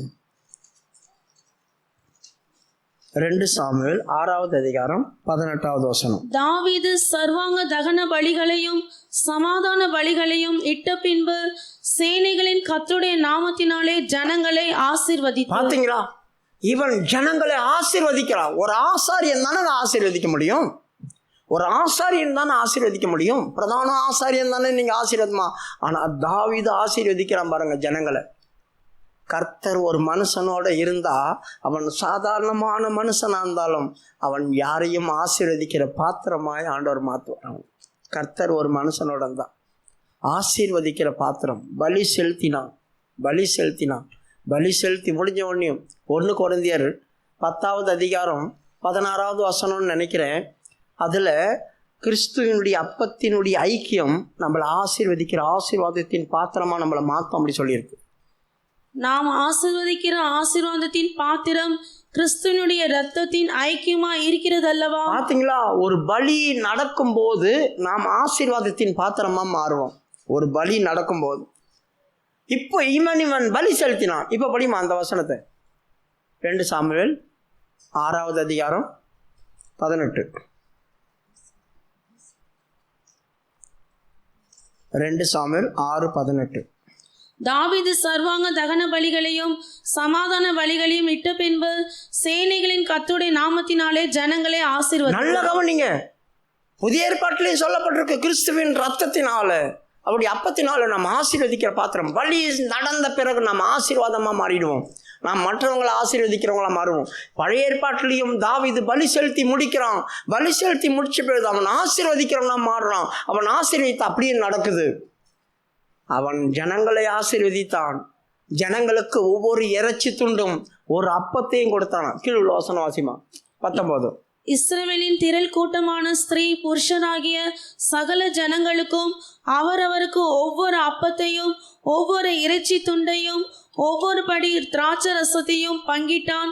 பார்த்தீங்களா, எல்லாருக்கும் கொடுத்தான். எல்லாரும் ஒவ்வொரு துண்டை வாங்குறாங்க, ராபோஜனம் கொடுக்குற மாதிரி. இதெல்லாம் கொடுத்து ஆசீர்வதித்துட்டு 20வது வசனம் சொல்லியிருக்கு, தன் வீட்டாரையும் ஆசீர்வதிக்கும்படி திரும்பினான் அப்படி சொல்லியிருக்கு. தன் வீட்டாரையும். பிரியமானவர்களே, மற்றவர்களே மாத்திரமில்லை, உன் வீட்டாரையும் ஆசீர்வதிக்கிற ஆசீர்வாதத்தின் பாத்திரமா நீ மாத்திடுவ. தாவீது தன் வீட்டாரை ஆசீர்வதிக்கிறதுக்கு திரும்பும் போதும் வீட்டாரையும் ஆசீர்வதிக்கக்கூடிய அளவுக்கு தகுதி வந்துடுச்சு. வீட்டாரையும் ஆசீர்வதிக்கக்கூடிய அளவுக்கு தகுதி வந்துடுச்சு பலி செலுத்தின பிறகு. கர்த்தர் ஒரு மனுஷனோடு இருக்கிறார் அப்படி சொன்னா அவன் திருப்தி அடையிறது மாத்திரமல்ல, அவன் ஜெயம் எடுக்கிறது மாத்திரமல்ல, அவன் ஆசீர்வாதத்தின் பாத்திரமாகவே மாறிடுவான். கண்களை மூடும். கர்த்தர் சமூகத்தில் உங்களை தாழ்த்தி ஒப்பு கொடுங்க. கர்த்தர் உங்களோடு கூட இருக்கிறாரா பாருங்க. கர்த்தர் இல்லை அப்படி சொன்னால் முறையிடுங்க. அவரை நோக்கி கூப்பிடுங்க. அவர் சமூகத்தை தேடுங்க. ஆண்டவர்கிட்ட பேசுங்க. கர்த்தர் உங்களோடு கூட வருவா. உங்களுக்கு நிச்சயத்தை படுத்துவாங்க. தேவதூதர்கள் வருவாங்க உங்களை நிச்சயப்படுத்துறதுக்கு. பராக்கிரமசாலியே, நீ சாதாரணமான ஆள் இல்லை, கர்த்தரும் கூட இருக்கிறாரியா, நீ ஏன் பயப்படுற? இதுவரையிலும் நஷ்டமானதை கூட திருப்பி தருவார். உனக்கு தைரியம் வந்தால் போதும். நீ தைரியப்பட்டா நீ செய்ய வேண்டியதை செய்து எல்லாத்தையும் திருப்பி கொள்ளுவ. நீ சாதாரணமான ஆள் கிடையாது. கர்த்தர் உன்னை கொண்டு பெரிய காரியங்களை செய்ய போகிறார். உன் கையிலே அவர்களை நான் ஒப்புக் கொடுக்கிறேன். ஒரே மனிதனை முறியடிக்கிறது போல இந்த மீதியானவரை நீ முறியடிப்பாய். உன் வாயிலிருந்து புறப்படுற அந்த சத்தத்துக்கு சத்துரு பயந்து கூக்குரலிட்டு ஓடும் சிதறி. எவ்வளவு பெரிய மேன்மையை கர்த்தர் அவனுக்கு தந்தார்.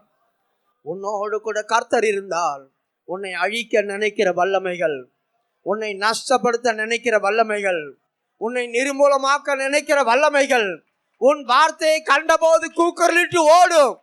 கர்த்தருடைய பட்டயம் உன்னுடைய பட்டயமாய் மாறும். இந்த உலகத்தில் உன்னை யார் வேண்டுமானாலும் அற்பமா எண்ணட்டும், யார் வேண்டுமானாலும் அற்பமா எண்ணட்டும். தாவீதுடைய தகப்பன் கூட அவனை அற்பமா எண்ணினபடினால் தான் வீட்டுல ஒரு பலி விருந்து நடக்குது.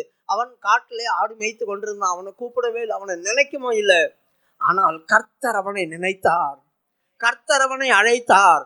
உன்னை யாரும் அற்பமா எண்ணி தள்ளி ஒதுக்கி வைத்திருந்தாலும் கர்த்தர் உன்னை நினைப்பார், கர்த்தர் உன்னை அழைப்பார். எல்லாவற்றுக்கும் மேலாக உன்னை உயர்த்துவார். சகல கண்களுக்கு முன்பாக உன்னை ஆசீர்வதிப்பார். உன்னோடு அவர் இருந்து செய்கிற காரியம் பயங்கரமாக இருக்கும்.